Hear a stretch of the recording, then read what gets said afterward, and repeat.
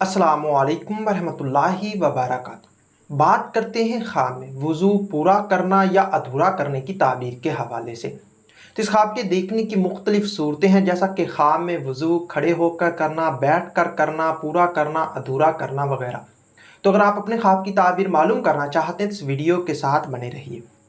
خواب میں وضو کھڑے ہو کر کرنا، یہ درجات بلند ہونے، بیماری سے شفا پانے، گناہوں سے بچنے، امانت دار ہونے، مقصد حاصل ہونے، مشکلات سے نجات پانے، پرہیزگار ہونے، رزق میں اضافہ اور عہدہ میں ترقی ہونے کی دلیل ہے۔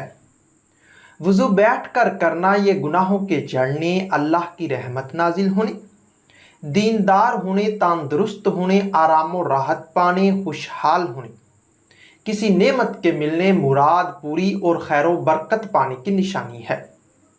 خواب میں وضو صحیح یا پورا کرنا، یہ شیطانی وسوسوں سے بچنے، رزق کی تنگی دور ہونے، اللہ سے انعامات پانے، برائی سے گناہوں سے توبہ کرنے، بیماری رنج و غم دور، حج کرنے، دل کی حسرت پوری اور وقار بلند ہونے کی دلیل ہے۔